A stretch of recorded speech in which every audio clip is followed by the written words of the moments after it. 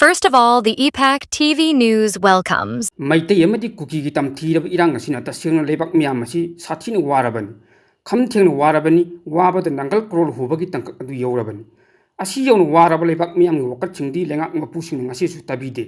makhoi gi mana da lebak miyam gi wakat ta na bagi matam sangdri makhoi pumba magi pham kon adu leinari lebak miyam da uchchairi hojik manipur gi chief minister oiriba N Biren yamna toin haikibani Modi ji leiringai da aikoi nuai horasi laibak miyam nuai bihoro BJP gi lengak lakpati gi laibak asi chokot labani Manipur bu Singapore gumna chokot hangani adu state asida thorleba sathi ba kanu ki irang asigi matangda hojik phabu waroshin gi lambi ama yatpa gi mami tade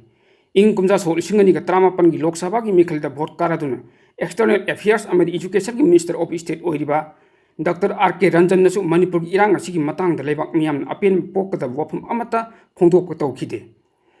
Laibak miyam na parliament da hiram asigi matang da karigum wafam amata pukot kiti haina pen da phongdok na ko matam da mahak na media da sengdor ki wafam sing adun mayek sing na takibani mahak na MP oina central minister oina leiram ki adudi sumna khaki maming khaktagi oina leiram bani haibasi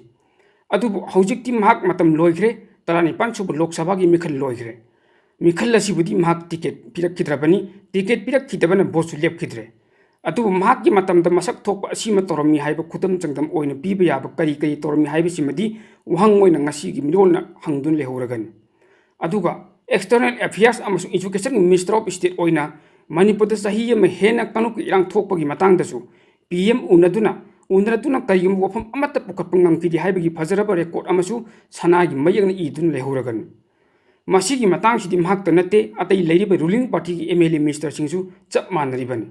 uchi makhun changladun lord ki bagumna tubin leinaribani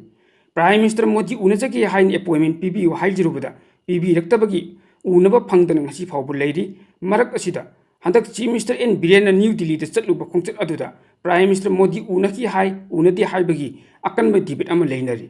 CM Biren gi Delhi khongchat aduda atop union minister kaya unaki bagi photo singdi CM social media searching da thadakal puthenaki adubu PM Modi ga unaki haibu mari leinaba photo di thagalak amta thengnaki de masida chief minister Biren na PM Modi gi thangai singnam unaki bra natraga unaki dabra haibagi wafam masi thorapkiban masigi wafam masi suna thaiga thamgrasi haukibu July amada singjamai maikai thokhiba wathuk adugi matangda hauji state asida thorokleba debate amasung leibak thibani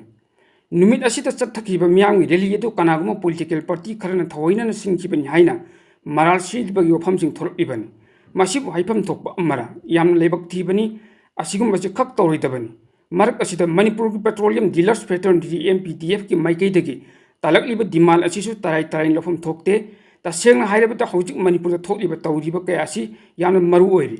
aikhoi gi lengak mapu sing asi kari karam matam da makeup thok tawribano leibak asi sathina warabani masi matang di khangbifam thokbani ngasi ge lengak loichingna